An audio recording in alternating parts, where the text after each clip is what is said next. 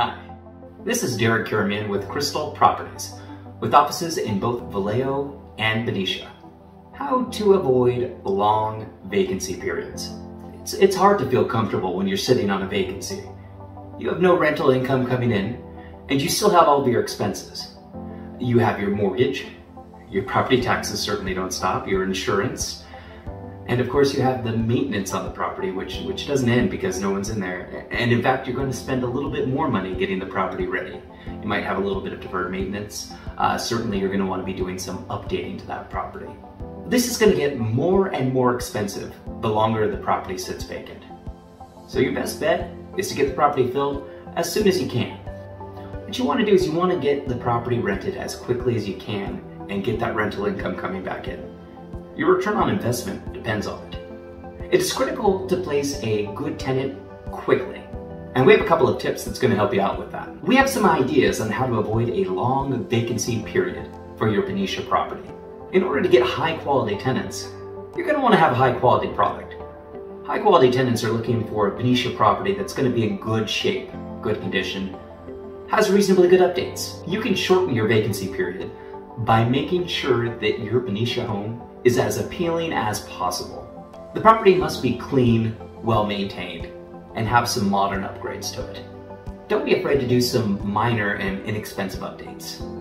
A fresh coat of paint, some new flooring, and some small items like new wall plates go a long way in giving your property that appeal. Curb appeal is also something you're going to want to think about when it comes to not having a long vacancy period.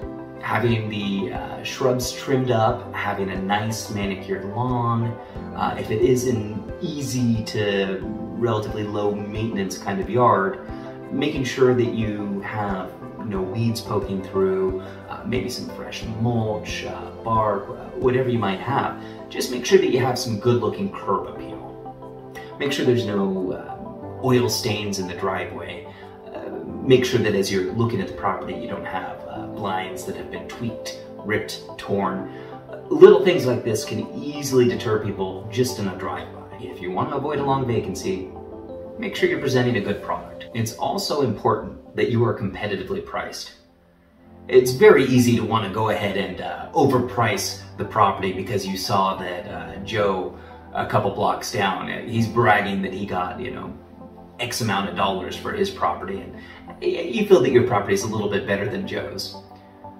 Keep in mind, people aren't always fully honest about what kind of rent they're actually getting, and a lot of people don't get the rents that they've advertised. Just because you saw something advertised for $3,800 per month doesn't mean that they necessarily got $3,800 per month when they rented it. It's really important to understand the local market when you're pricing out a property.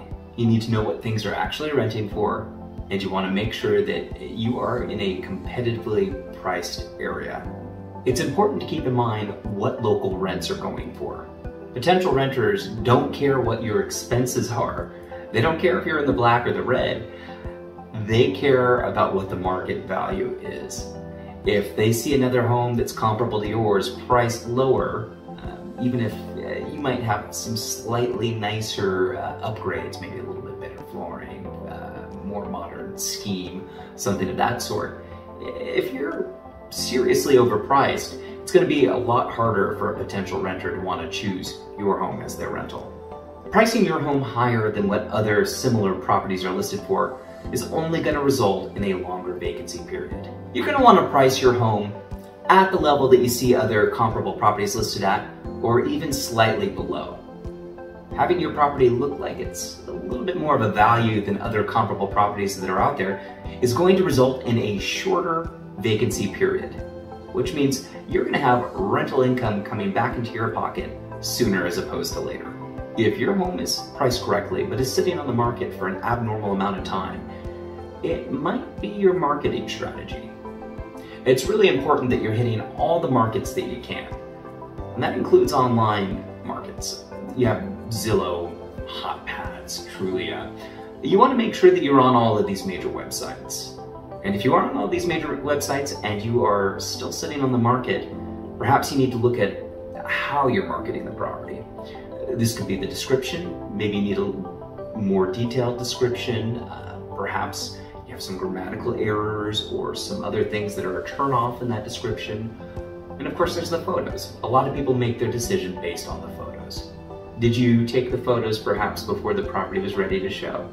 We see that all the time. I've been guilty of it in the past too, because you want to get the property to market as soon as you can.